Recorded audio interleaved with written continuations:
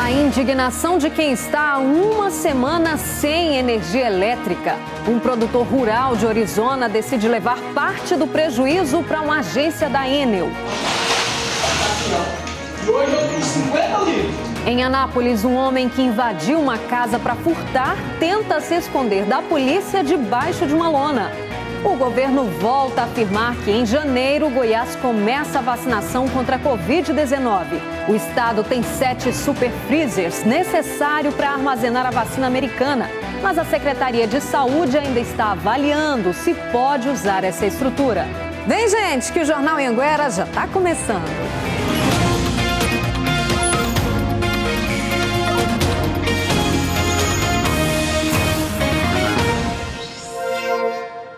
Muito boa noite para você. Agora são 7 horas e 8 minutos. Os produtores rurais de Orizona, no sudeste do estado, ainda avaliam os prejuízos causados pela queda de energia. O problema já dura uma semana e tem tirado o sossego de quem depende da energia para ganhar o pão de cada dia. O produtor rural Wanderson chegou ao limite depois de tantos prejuízos. Pegou parte da produção de leite e jogou na sede da Enel em Orizona. E hoje eu tenho 50 litros. Você não tem férias, você não tem descanso, é todo dia. Independente se você amanhece doente, se você amanhece sadio, você tem que tirar o leite. Tem o gasto que a gente gasta. Aí você tem que pagar os gastos, chega o final do mês, o dinheiro não dá, quem tem que passar vergonha de não ter o dinheiro para pagar as contas é a gente. Então isso é uma raiva muito grande. Aqui nessa região existem cerca de 100 produtores rurais que sobrevivem do leite. E desde terça-feira da semana passada, eles passam pelo mesmo problema. A energia elétrica vai embora e volta várias vezes ao longo do dia. Teve um dia que ela ficou oscilando, piscando umas 30 vezes. Eu falei que foi com certeza. Na casa do seu José Antônio, a energia voltou no início da tarde. Mesmo assim, ele não está tranquilo. Ontem mesmo nós passamos o dia inteiro sem energia. Eu joguei, acho que foi 2.020 litros de leite fora. Nesta outra fazenda, mais prejuízo e mais revolta. Um saco de ração hoje está custando R$ 88. A gente gasta 4 sacos por dia.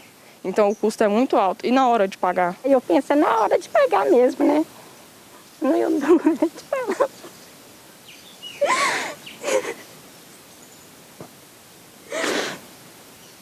É muito complicado, muito. E na hora de pagar, o que a gente vai fazer? Bom, apesar da energia ter sido restabelecida hoje à tarde, foi marcada uma reunião em Orizona entre representantes da Enel e os produtores rurais para discutir os problemas causados pelas quedas de energia. Segundo a Enel, o desabastecimento foi provocado pelas chuvas que danificaram a rede elétrica. Em Anápolis, 2 furtos chamaram a atenção da polícia. Em um deles, o suspeito tentou se esconder debaixo de uma lona. Em um dos furtos, o suspeito foi preso em flagrante pela polícia. Ele arrombou a porta do imóvel, mas os militares chegaram rápido. O homem bem que tentou se esconder debaixo de uma lona, mas não teve jeito. Foi localizado. Foi um sobrinho do dono da casa que viu a porta arrombada e acionou a polícia. Quando os militares chegaram, o suspeito já havia até separado alguns materiais de valor para levar. Mas o homem acabou sendo preso. Nós temos voz de prisão a esse indivíduo, que inclusive tem já diversas passagens pela polícia, e verificamos inclusive que este indivíduo havia somente um dia que havia saído da cadeia. No outro furto, durante o final de semana, uma moradora acionou a polícia após localizar esse material na rua. São produtos que os suspeitos haviam retirado de um galpão e separado para levar. Numa fábrica, numa selaria. E nas imediações, eles verificaram que tinha vários objetos furtados. Estavam num lote baldio, então provavelmente os autores iriam retornar mais tarde, num outro horário, para poder carregar. Todo o material foi recuperado. Os suspeitos ainda não foram localizados. O Comando de Operações de Divisas apreendeu 144 toneladas de grãos sem nota fiscal na região leste do estado. Segundo os policiais, as rodovias goianas têm servido de rota para muitos caminhoneiros burlarem a fiscalização tributária. Em Cristalina, nesse comboio de veículos, os policiais do Comando de Operações de Divisas apreenderam 104 toneladas de soja, sem comprovação de origem ou destino. Além disso, a carga não tinha documentos sobre transporte ou arrecadação tributária. Há grande escoamento de grãos para todas as regiões do país e também para o exterior. Então, nós estamos trabalhando diuturnamente em prol de uma fiscalização mais eficaz.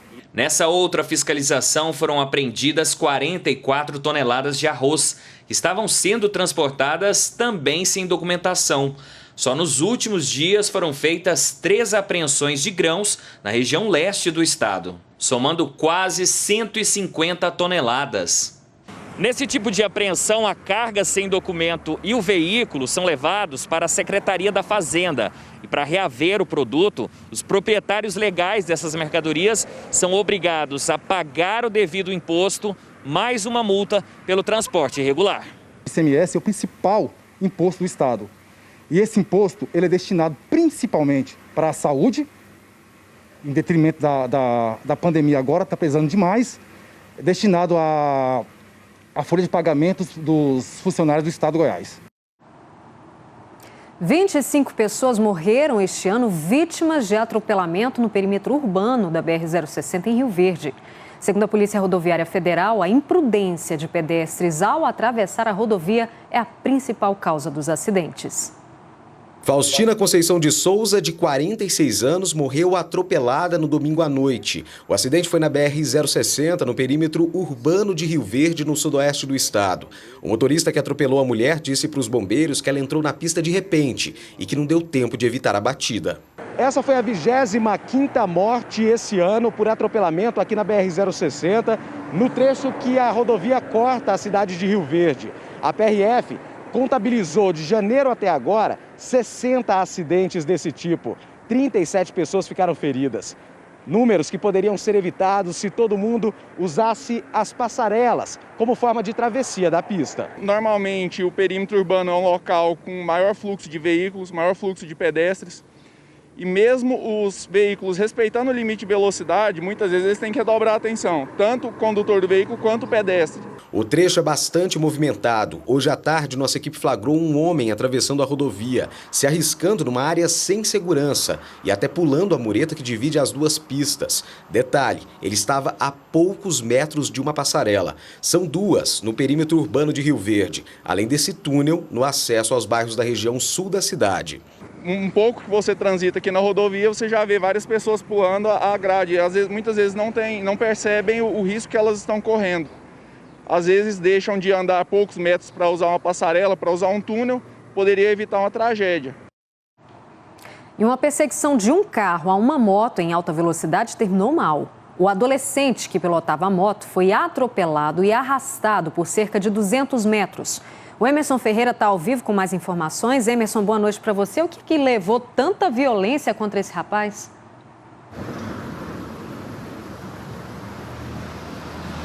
Rosane, boa noite para você, boa noite para todos. Rosane, nada justifica tal violência como a gente viu aqui. Eu falo ao vivo do bairro Jundiaí, aqui em Anápolis, que foi onde esse motociclista parou debaixo do carro. Nós tivemos acesso a câmeras de segurança aqui da região e dá para a gente ver o momento em que esse motorista arrasta o motociclista.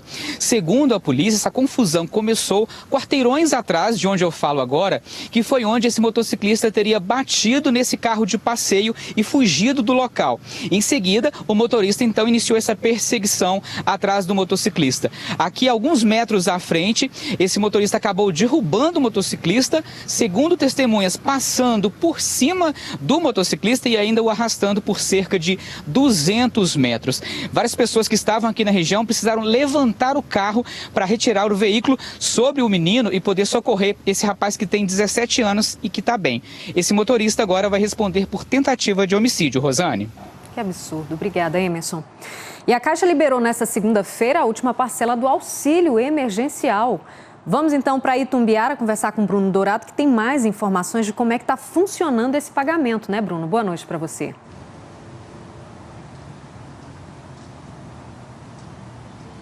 Olá, Rosane, boa noite para você, boa noite a todos. Pois é, nesta segunda-feira, mais de 5 milhões de brasileiros receberam então a última parcela do auxílio emergencial, que é de R$ 300. Destes, 1.600.000 são do programa Bolsa Família, cujo número do NIS termina com 3. Para as demais pessoas do Bolsa Família, a última parcela do auxílio emergencial será depositada até o dia 23 de dezembro. Para as pessoas nascidas em março, que não fazem parte então do programa Bolsa Família, o dinheiro já está na conta. Vale lembrar que o valor foi depositado na conta digital da Caixa Econômica Federal. Bom, o saque só pode ser feito após o dia 4 de janeiro. Então, para você que está ligado aqui no J2, quer ter acesso à tabela completa e também aos valores, é só acessar o nosso portal g1.com.br/economia, tem tudo lá. Rosane, volto com você. Obrigada, Bruno.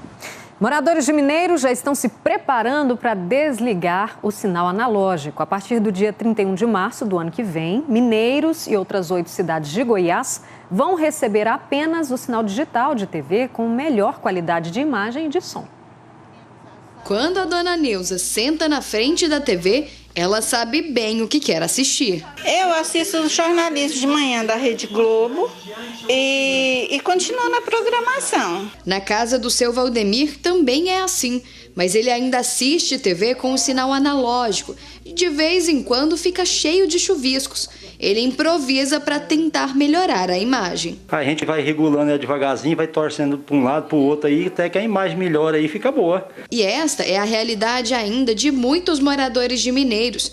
Esta loja continua fazendo manutenção em muitas TVs de tubo. A procura é muito grande, as pessoas têm procurado sempre e essas televisões mais novas aí têm um valor maior e, portanto, o povo ainda está usando ainda assim. Mas a partir de 31 de março de 2021, Mineiros e mais 8 cidades em Goiás só vão receber sinal digital de TV, que garante melhor qualidade de imagem e som. Caldas Novas, Morrinhos, Goiatuba, Goianésia, Uruaçu, Quirinópolis, Santa Helena de Goiás e Aruanã. Quem ainda não tem uma TV mais moderna pode adaptar um aparelho como este na TV, o conversor digital. Muita gente ainda tem a televisão de tubo em casa, como é o caso da dona Neuza, mas ela já se garantiu e comprou um conversor, que garante uma qualidade melhor na imagem. Mas a partir de março, quem não tiver o aparelho vai ficar sem assistir TV. Não dá para ficar sem televisão, morando sozinho, sem televisão não dá. E a seguir, o governo volta a afirmar que em janeiro, Goiás começa a vacinação contra a Covid-19. Agora são 7h20, já a gente está de volta.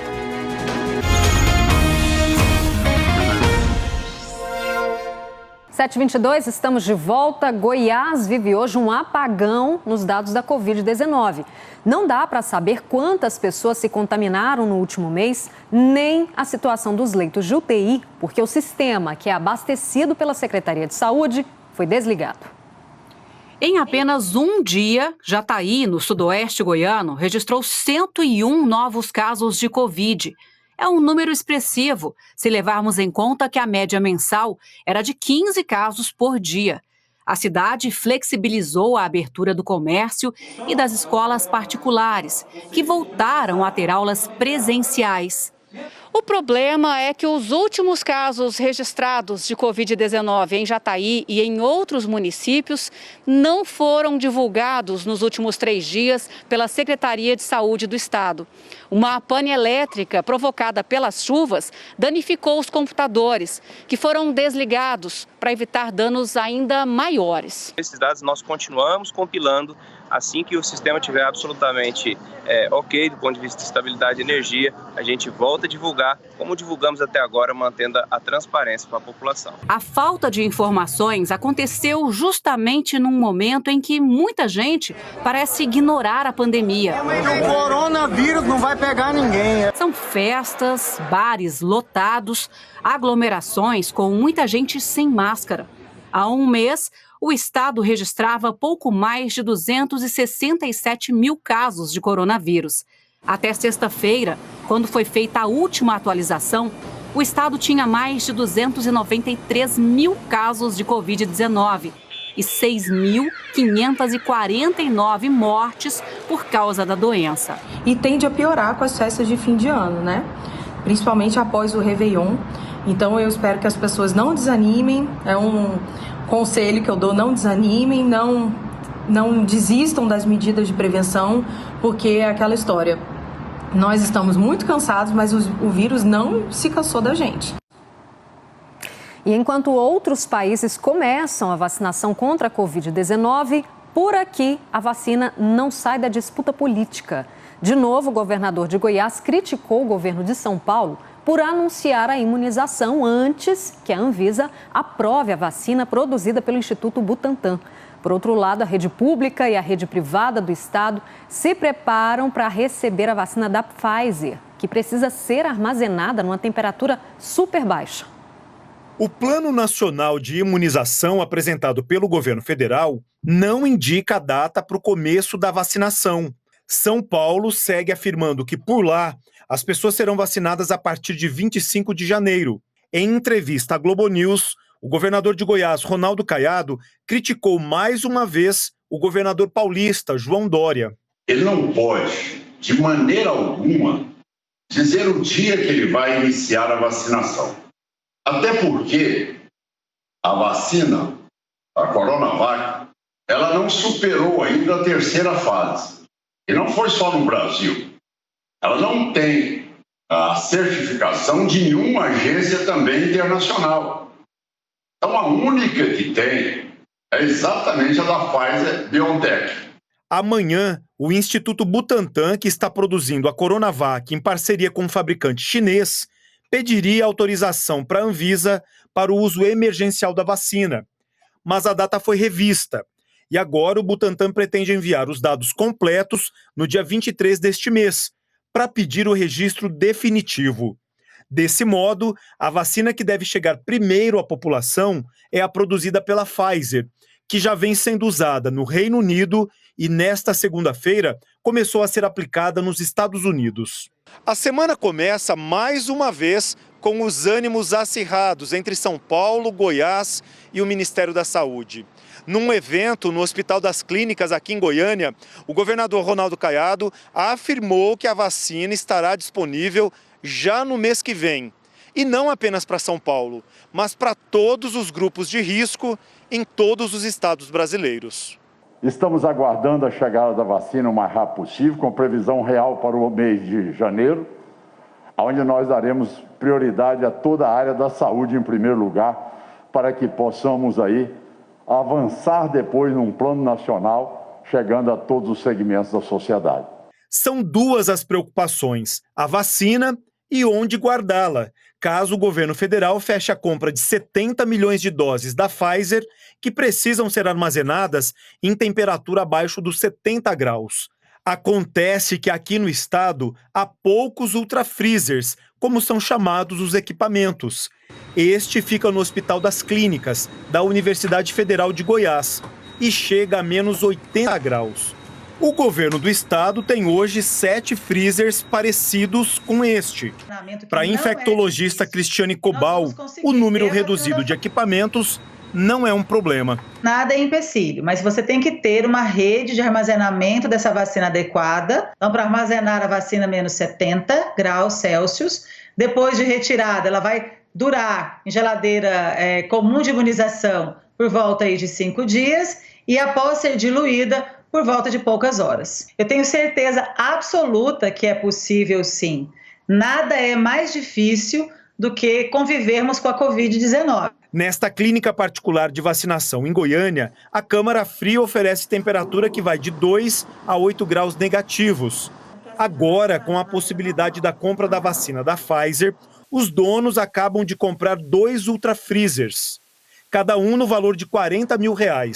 Mas os equipamentos não existem à pronta entrega. Eles pedem um tempo para entregar, então de forma que a gente vai receber no finalzinho do mês de janeiro. Já adquirimos as luvas, que faz parte do equipamento, né? Faz parte também do planejamento para utilizar esse ultrafreezer. Agora a gente fala de oportunidade de trabalho. Em Rio Verde tem mais de 800 vagas de emprego e é para lá que a gente vai conversar com o Eduardo Idaló. Boa noite para você, Eduardo. Oi, Rosane, boa noite para você, boa noite a todos. Pois é, dessas vagas que você comentou, 160 são para contratação imediata, pelo menos 100 delas é para trabalhar na plataforma multimodal. Essas vagas, para os interessados aí, elas são para serventes de pedreiro. A gente lembra que a empresa, ela não exige ensino fundamental completo. O requisito é ter experiência de no mínimo 6 meses na função. A gente lembra que a plataforma multimodal, ela é um empreendimento do Programa de Desenvolvimento Econômico do município de Rio Verde.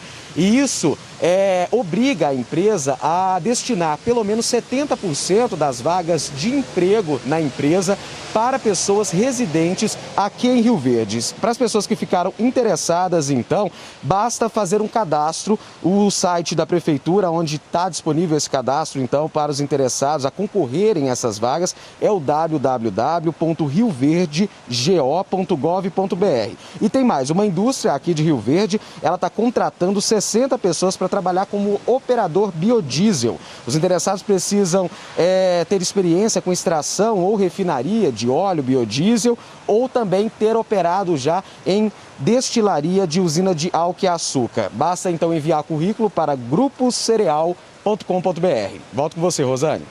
Obrigada, Eduardo. E olha, a Prefeitura de Caldas Novas publicou há pouco o decreto de como deve ser o fim de ano lá na cidade. Bruno Dourado está de volta e a gente quer saber, vai ter festa, queima de fogos? Como é que vai ser, Bruno?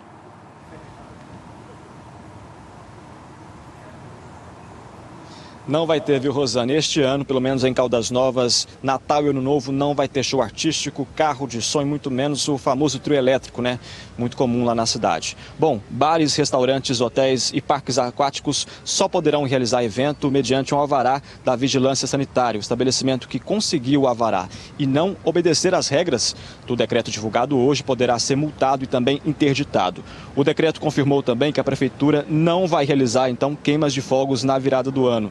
Rosane, são regras, né, para conter o avanço da Covid-19 na cidade. Mais de 160 casos foram confirmados em apenas 3 dias, de quinta até domingo lá na cidade. Volto com você. Necessário, né, Bruno? Obrigada pelas informações.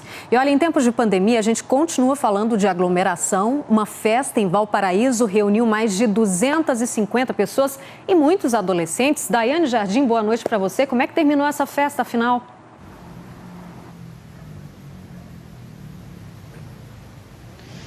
Olha, Rosane, terminou espalhando todo mundo, viu? Essas duas festas aconteciam simultaneamente no sábado lá em Valparaíso de Goiás, em bairros diferentes. Entre essas 250 pessoas, muitos adolescentes. E foi uma operação em conjunto, né? Polícia Militar, Código de Posturas, Guarda Municipal e Conselho Tutelar, para fazer cumprir também o decreto baixado pelo prefeito em Valparaíso, que proíbe a realização de festas para evitar esse número grande de aglomerações. Os adolescentes encontrados nessa festa foram encaminhados para o Conselho Tutelar, para os pais serem avisados, notificados.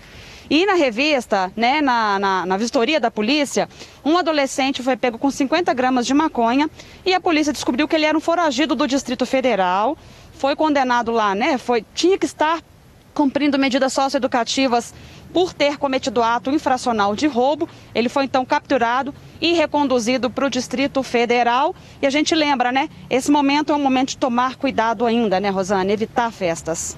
Pois é, não acabou ainda, né? Obrigada, Daiane. E ainda falando de Lusiânia, a cidade fez aniversário neste domingo. Por causa da pandemia, não teve desfile cívico. E as celebrações religiosas que marcam a história da cidade tiveram que ser diferentes. A comemoração aconteceu, mas trouxe junto a necessidade de se adaptar a um novo tempo.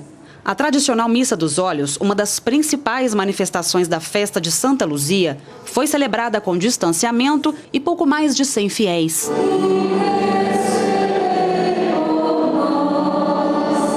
A pandemia mudou a característica das festas religiosas, marca registrada de Lusiânia. Tudo foi diferente. Essa é a Rua do Rosário, patrimônio histórico de Lusiânia.